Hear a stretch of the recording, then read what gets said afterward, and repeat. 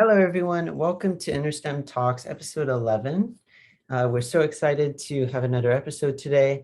Again, with the speakers who've joined us the past few episodes, myself, Gordon, Cayden, and Mana. We'll all introduce ourselves once again in a moment. And just for everyone to get a head start, or just like a preliminary view at what we're going to be talking about today, we actually decided to go into how history and biology are kind of interconnected, which we felt that it often wasn't discussed because we often see humanities and sciences as two different things. But in reality, it's a little bit different than that. And so you'll see two of the ways that history and biology can be intertwined to some extent. My name's Andre. I am a junior at Beckman High School, which is in Irvine, California. Hi, I'm Mana. I'm a junior and I go to Los Altos High School. Hello everyone, my name is Cayden. I'm a junior and I go to Rancho Cucamonga High School. Ladies and gentlemen, welcome back to the InterSTEM podcast. I am, of course, the head of your table, Gordon Chang, and I go to Rancho Cucamonga High School as a junior. And the thing that I want to talk about the most right now is paleontology. It's not something that I'm trying to aspire to be in the future, but for me, paleontology has always been a childhood passion, right? Kind of like professional wrestling. I've always loved to look up stuff about it, right? It's always been very interesting, especially with the documentaries, you know, Walking with Dinosaurs, Walking with Monsters. I absolutely love those. And I mean, yeah, so I guess you could definitely say that I'm a bit of a history buff when it comes to paleontology. I mean, I'm just really into all these, you know, dinosaurs and prehistoric animals and all of that. It's really interesting to me. I would say that I do know probably more than 99% of teenagers at this time about paleontology, but I'm really curious to know what other people think of paleontology. So Cayden, Andre, Mana, what do you guys think? What do you guys know about paleontology? Well, I mean, I'm relatively new to the subject, right? I just know the basics, right? Paleontology is obviously the study of fossils, prehistoric animals, and such. Basically, the beginning of the world and all the organisms that formed before other creatures formed, like us. And so that's basically all I know. It should be it should spark an interesting conversation, right? Talking about the origins of creatures, especially dinosaurs, because you know, those are always interesting. Yeah, for me, I think very similarly, I have like that very basic one-dimensional view, I think, of paleontology. I also tend to think more like evolutionary science. There's a lot of like theories on how the relationship between prokaryotes and eukaryotes is. So even though paleontology is more fossil-based, my mind just automatically goes there. That's how my mind is wired. So yeah, that's what paleontology is to me. Yeah, for me too, it's 100% about fossils, but also I think it's a lot about like the dynamics of life before humans got to witness and participate in it, which I think is really cool considering we were never actually there to get a reference, yet we're still able to, you know, visualize what organisms that existed centuries ago look like because of paleontology. All right, wow, all right. So I mean, yeah, I mean, you know, it does seem kind of boring to a lot of people. Paleontology is definitely a very, I guess, specialized topic. But I mean, guys, do you guys at least have like any sort of dinosaurs or other prehistoric organisms that come to mind? Because like personally for me, I would say that the organisms that strike out to me as the ones that are more special, that are not dinosaurs, are the Dimetrodon and the Gorgonopsid. I'm sure you guys have no clue what I'm talking about, but basically a Dimetrodon is like a big, humongous lizard with this like semicircle sail on its back. And it looks really cool. I suggest you guys all search it up. But right now I want to hear from other people. Like, what do you guys know? Like, which organisms strike out to you as the ones that are the most special? Wait, sorry about that. Did you say that there was a semicircle snail? Sail. Okay, so it's like Sail. Okay. absolutely like a you know, like the sailboats, but it's like a semicircle right on its back. You know, it's meant to serve as like a cooling device. Like when the sun hits the sail, it's like cools down the body of the animal. So yeah, but what about you guys? Any cool animals from the past that you guys enjoy looking at or enjoy reading about? For me, this is actually like based on some recent research that I had to do for some class actually. So one of them, I'm probably butchering their names. Actually, the main one that I can think of was called the Hagriphus or something. It basically meant, or not meant, but it was, it basically looks like a dino turkey is the way that it's described by a lot of people. It's from the Utah region, modern day Utah.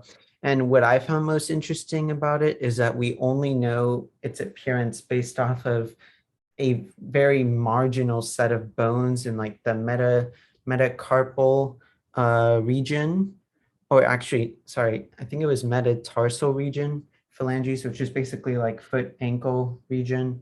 For anyone who's familiar with like the anatomical kind of terminology, but that's like the thing that comes to mind. Again, it's super interesting to me because we took the appearance just based off of like super fragmented bones, and that's it. So one organism that I thought was really interesting is actually a lot smaller than the ones that you guys mentioned, and it's cool, really cool for me because it has a really extensive fossil record and is actually the oldest known fossil, and that is Cyanobacteria. And cyanobacteria are basically bacteria that get their energy from photosynthesis, and many think that they were the first precursors to life as we know it. But these fossils were basically found in what is now known as Australia, and they were dated about 3.5 billion years ago, which I think is insane considering like the oldest known rocks are dated 3.8 billion years ago, which if you think about it is not too far off on a timeline. I didn't do too much research, but I do remember there was one organism, I believe it's called the Basilosaurus or something like that. I believe it was like I remember there was a nickname for it, and it was like King Lizard or something, which I read was kind of misleading because first of all, it isn't a lizard, it's actually a big whale, in fact. And so if you guys look it up, it's really odd. It has like an eel-like body, but it's still considered a whale, which is odd. I remember reading that its bones were actually used for furniture before. So interesting fact. I don't think I'd feel comfortable sitting on whale bones, just personal opinion. But anyways, I also found it interesting that they actually have very small brains compared to their bodies. So they're very big, but they have really small brains, which means they're pretty dumb. So, they're big but dumb. Reminds me of somebody, but I'm not gonna mention any names. But yeah, that's the Basilosaurus for you. Anyone else? Nope, I think we've all gone, but like the thing is, like now we're all mentioning all these cool like dinosaurs and dimetrodons and gorgonopsids.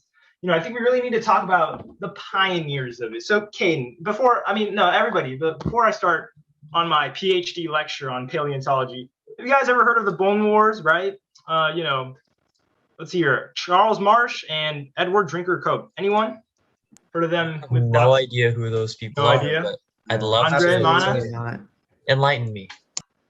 Absolutely. All right, here we go. All right, so Othniel, Charles Marsh, and Edward Drinker Cope, they were, let's just say this, they were rivals, right? They were very intensely feuding with each other to find the most dinosaur bones, right?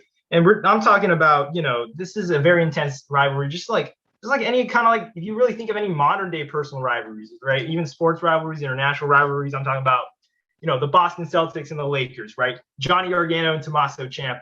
Right, that was kind of how intense the rivalry was. They were all competing to find, the most dinosaur bones, and they really took it to the next level. And they found over 136 new dinosaur species. Like this included, Stegosaurus, and even the more well-known dinosaur species of Coelophysis and Diplodocus. So, obviously, I could lecture all day about, oh God, they were just fighting each other all the time. But I think what's really important is the competition aspect of it. Like, guys, how do you feel about, competition? I guess not just within paleontology, but within the STEM fields. There are a lot of, popular fields, right? Like biotechnology. There's got to be competition on that. So guys, can you guys share some of the parallels to this?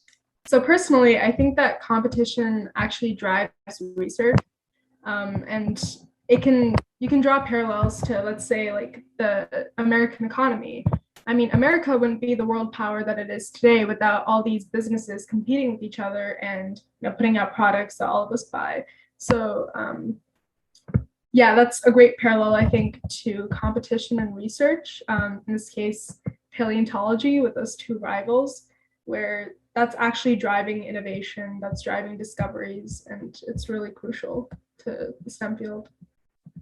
All right, so that's completely fine. And honestly, Man, I'm really glad you brought up the fact that, that's how people progress. And to help you guys understand a bit more, and to anyone who's listening to this podcast right now while working out. So the thing is, like, I'm going to explain it in even more general terms by giving another comparison, right? I think one of the things that I would definitely mention is like how competition overall makes you a better person, right? It improves you because you're forced to step up continuously, right? I think one of the examples that is most relevant to my life that directly correlates to paleontology is actually professional wrestling right now. So as of right now, WWE and AEW, World Wrestling Entertainment, and All Elite Wrestling are at the pinnacle of, I guess their ratings right now. They're both doing very successful. And that's because they're all competing for the same ratings, right?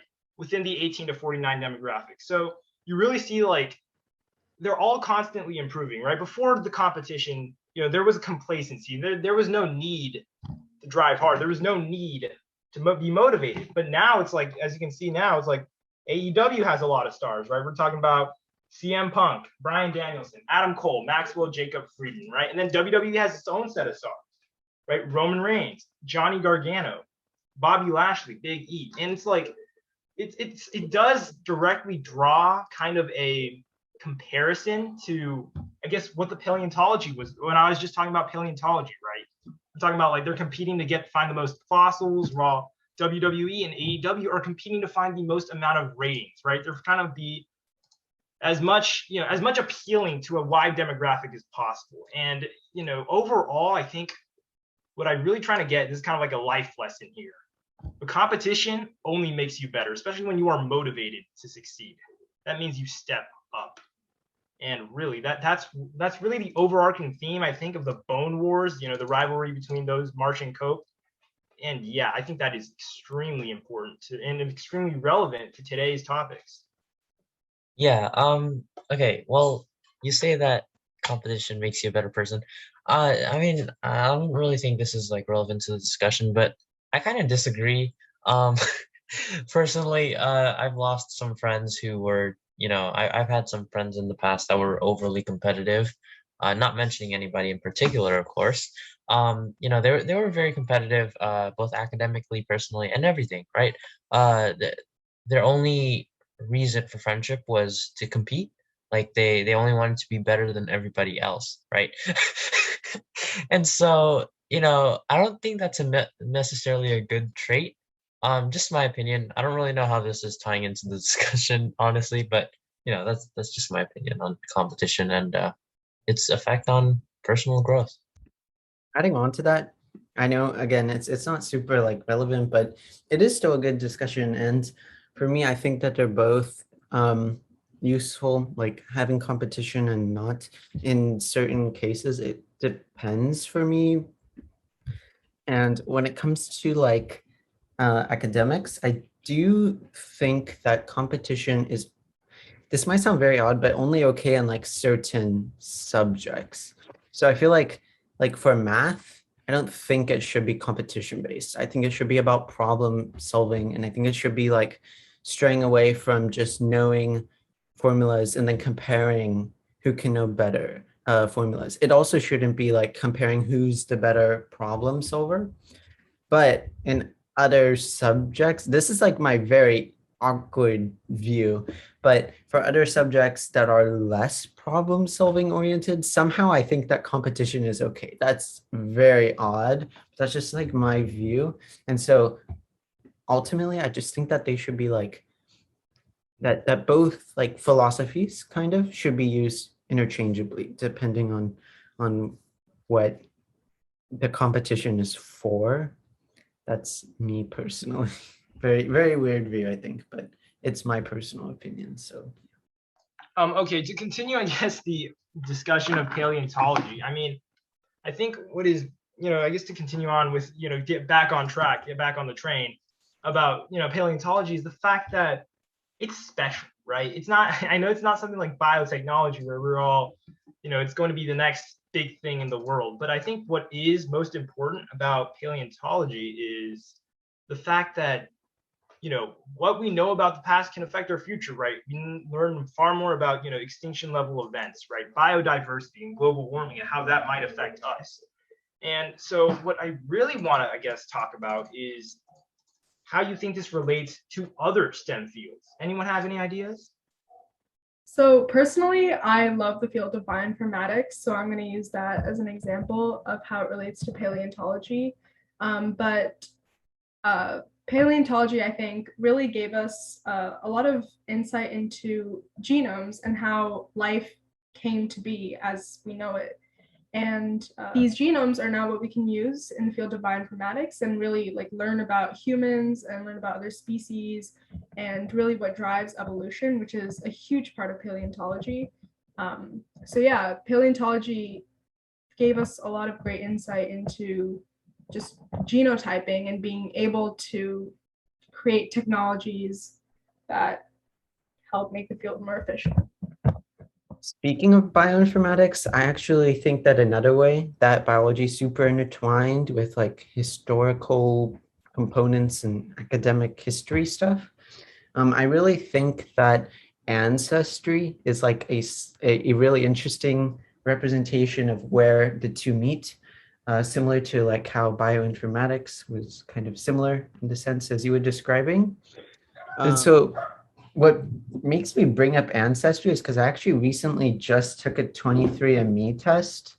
And it was really interesting. You do the normal process of spitting into a tube. They collect your saliva sample. That's part of the process. And then they like obviously process DNA. We will explain like in a moment, like how that all works, because it is pretty interesting. But I first just really want to talk about the results because I was like pretty interested in it. And it's not just results that they give you. They also give you like different traits and physical features that they would expect you to have based off of your DNA sample. For me, I ended up being 67.6 Southern European, which is honestly a bit more than I expected, like actually a lot more. I expected to be like maybe 50% Italian, 20% German, French, because there was like some storyline in my family heritage around that. And then also maybe like 30% from South America because my mom has like a lot of roots there and like my grandpa is from Chile. So actually I turned out to be 53% Italian, which is like very close, pretty reasonable. 12% Spanish, like directly from Spain, not from elsewhere. So in Europe. 2% broadly Southern European, which is kind of unassigned. And then like the super small percentages, like Eastern European, Ashkenazi, Jewish. It's pretty interesting. The thing that surprised me the most, which does make sense in the end, is that I'm 29.3% Indigenous American, which would mean Native American. For me, I highly doubt that that's from native, land of USA. I think it's more of native to South America. That would make a lot of sense based on like the stories and actual heritage of my relatives in Chile, Bolivia. There's like some people from Argentina. So that does make sense. It's just not in the way that I expected. And then like 1% Western Asian and North African, 1% broadly East Asian, and 0.5% Sub-Saharan African, which honestly a lot of people kind of have those roots. I'm interested to see though, have you guys like taken this test, or if you were to, what would you maybe expect? I have not taken that test, but honestly, Andre, that was a very interesting input. Like, I would love to like find out how much like, I guess how much Chinese I am, or maybe if there's other types of like Asians in there. I think it is really interesting to see like how far genetics has gone, right? Like just from one tiny saliva sample, you can figure out like, oh, your heritage, your legacy, right? That is something that is very interesting to me. And honestly, if I had to predict, I would probably say like let's say 90 at the very least, because like these things are very surprising and very shocking. I would say that I would be at least like 93%, Chinese. I do have a lot of Chinese heritage from that side of my family, but I mean, I do think that there is a possibility for me to be, born of other descent, and really, I'm very curious to find out. So if I ever have the time, if I ever have an extraordinary amount of curiosity, I'll definitely buy one of those and figure out what comprises Gordon Chang. I love that. Gordon, I just wanted to add on. I'm not sure if this is correct. I might be thinking of somebody else, but I think, if I'm not mistaken, you mentioned like you're part Mongolian. I mean, even though that might mean that you're like connected to Genghis Khan, which is cool, right? That might be interesting. That might be the legacy that you'll be trying to And that is certainly a potential. I don't have any legit proof, so I'm gonna have to actually do that test. But right. yeah. Okay. Then it was either you or my friend Matthew. But anyways, yeah, probably not you. Yeah. And Cayden, what about you? What do you think your heritage would be? A lot of people say that I'm a very complex person. I think really differently, right? Kind of like Gordon. And so, I wouldn't be surprised if I'm like, 10% black, 10% Mexican, 10% Asian, 10% white, 10% Spanish. No, I just said Mexican. 10%, Indian, right? I might look one way, but like Andre was surprised about his results, I might be surprised about my results. My parents have said that they're both Indonesian. Both of my parents are actually from Indonesia. So I do expect a greater percentage of my genes to be Indonesian. You never know. I might be black. I might be white. I might be Indian. I might be, Hispanic. You never know. Yeah, I completely agree. There's really no way of knowing until maybe you get that test done. And for me, I know practically nothing about my ancestry, and I've always assumed I was 100% Indian. So I'm gonna have to roll with that until I take the test. But yeah, it's really cool how Andre was able to get a bunch of different results and be super surprised about that. I think that's really amazing.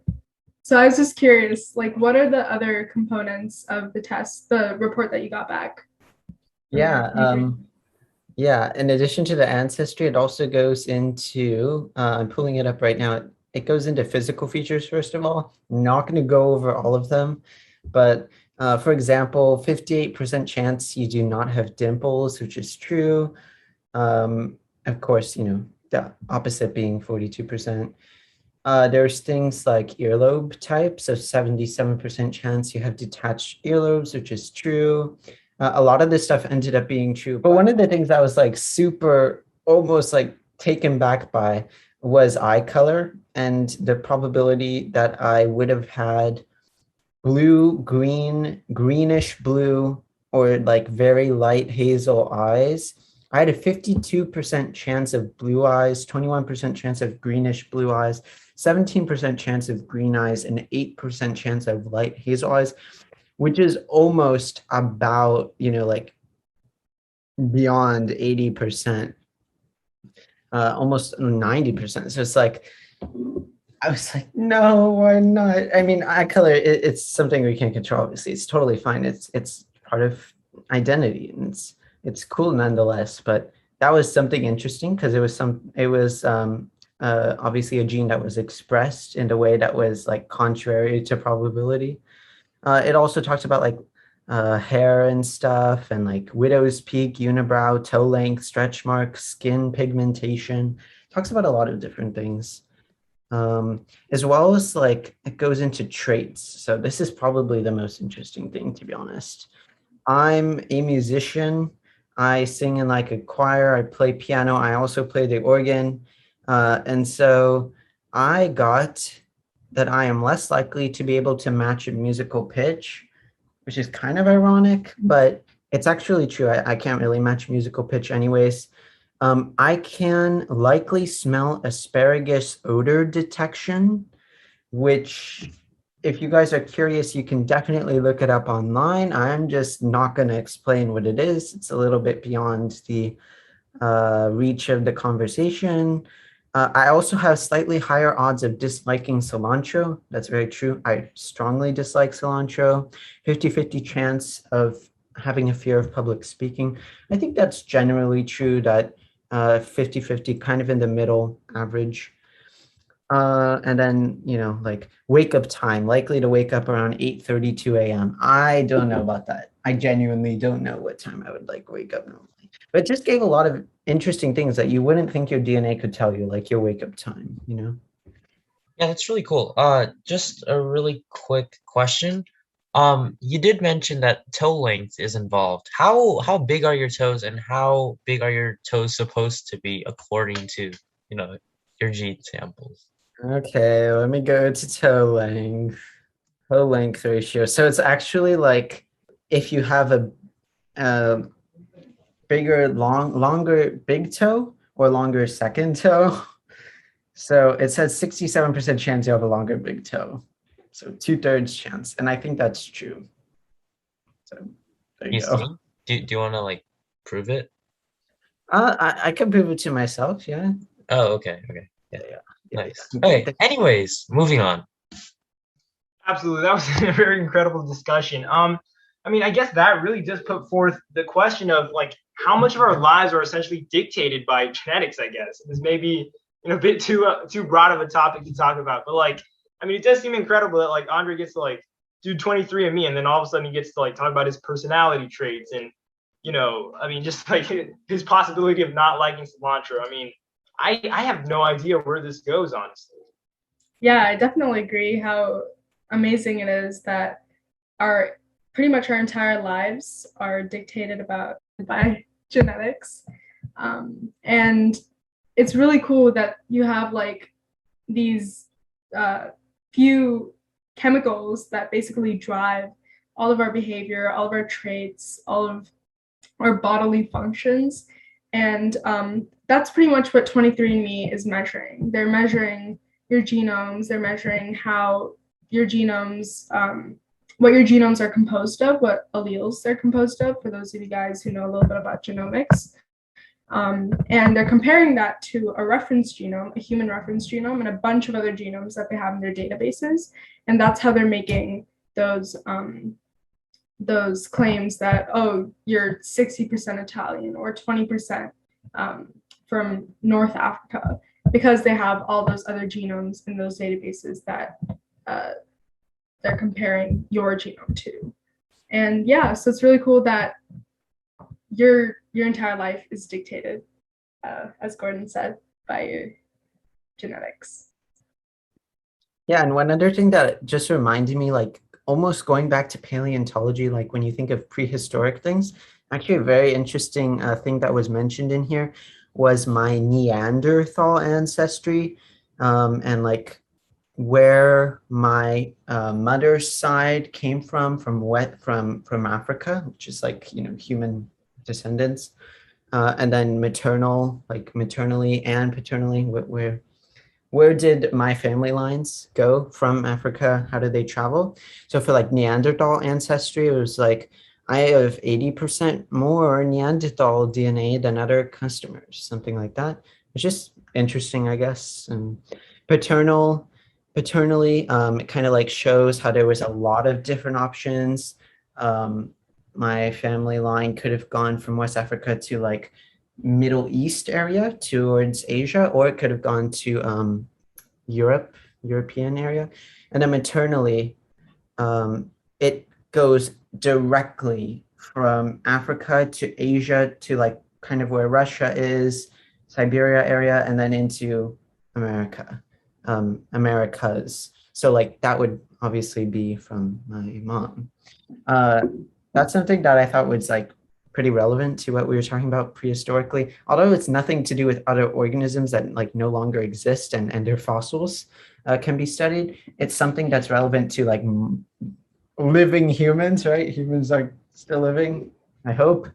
And so I thought that was another really interesting thing, and it kind of just shows the bridge, I think, between history and biology where we might not expect it. Absolutely. I mean, I think that was really amazing what you just said there to connect those topics. I mean, I think that really does explain the relevance of paleontology, right? It's like, I mean, it's essentially like, hey, what organisms lived before us and what kind of came after, right? It does kind of provide that bridge of evolution, and it gives us a lot more insight into, I guess, how organisms have operated and how organisms have changed, right? You can see now, like, scientists all over the world are trying to, like, do a bunch of experiments, like going into space and all that, right? This shares a lot of parallels with paleontology, because the same thing with paleontology, right? We learn about the past, and we try to figure out, hey, how do we become more productive in the future to ensure that we're operating at, like, prime minimum, I guess. Yeah, and now that I'm thinking more about like what we were talking about with paleontology, I also just remembered a figure, a person that was very influential in determining things about DNA, kind of like how with the rivalry between, what was it, Othniel and Edward, I think. Martian Cope. Just use the last names. That's fine enough. I don't even remember his name. Yeah. Martian Cope. And then, so this person regarding DNA, her name was Nettie Stevens. It's almost similar in a way to what we were talking about last episode, which with the infamous story of like Watson and Crick and Rosalind Franklin, in the way that it's about kind of like credit didn't exactly go where it was due. So she performed a lot of different studies that eventually showed that an organism's sex was determined by its chromosomes rather than like anything else. So she was able to deduce that males had obviously the X and Y chromosome, whereas females only had X chromosomes, no Y chromosomes. So that was like enough evidence. But a lot of people call what she experienced as a Matilda effect, because that's basically when people deny the contributions of a female researcher to science. So she kind of fell victim to that because someone else, Thomas Hunt Morgan, or just Morgan for short, was credited mainly for that because he was the first one to talk about it in a textbook. And textbooks take information commonly from previous textbooks, not from like actual sources. So because of that, like throughout textbooks, he's more credited as the geneticist that discovered it. So I think it's like really interesting. That's a social discussion in itself. But the story in itself is pretty interesting. Not necessarily science, just an interesting story that happens to be about DNA. I'm really glad you brought that up, Andre, because once again you brought up another example of, I guess, some other pressing issues that we have within the STEM field. And I think that's really important because it really goes to show that the same racial, social, and economic issues that the world is currently facing is also reflected within the context of STEM, right? We're talking about Rosalind Franklin, and right now, let's see here, this Nettie Stevens, right? It's almost as if there's always this interconnectivity within the world right now, and I'm really glad that you brought this up, and it is, I think it's going to be a very central discussion, not just on our podcast, but within the world itself. Yeah, I think so too, and ultimately we've been talking about paleontology and ancestry, and they might seem like kind of not outlandish, but like far-fetched careers or things that you would get into, but in reality, like, you think about someone's career and ultimately it's not just like, oh, they're a biologist. Could be. But people tend to have like these super interesting interests or passions that somehow like culminate with their skill sets. And I don't know why I just mentioned that, but I think there is something to be said about that, and kind of like why today we discussed like the connecting bridges between history and biology. And again, the unexpected field sense. And so I really think that was interesting, what we talked about today. The next episode will be released in a few weeks. And do you guys have anything else you think that would be like super interesting? It could be anything random. I don't know. I mean, I think what I really want to, like, I guess, just gonna say as an inspiration. I know I always say that inspirational quote of opportunity is only good if you deliver, but like I guess on a more serious note, this is like stuff that, again, at the very basis, we know some of this, right? We don't know too much about paleontology. We know some basic concepts, same thing with the ancestry stuff, right? We only know the basics, right? So currently, what I'm trying to get at is that the world is always looking for somebody to step up and to provide more knowledge within all these fields, whether it's science, as you can see here, paleontology and ancestry, or it could even be applied to other issues in life, right? Social issues or economic issues.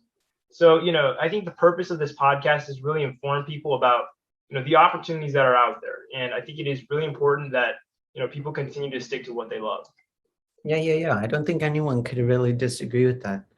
Well, thank you everyone for tuning into this episode of InterSTEM Talks episode. I believe this is episode 11. Next episode will be episode 12. It was so fun to have this discussion, and we'll see you guys all, or I guess talk to you guys all in the next episode. Bye. Bye. Bye. Thank you, everybody.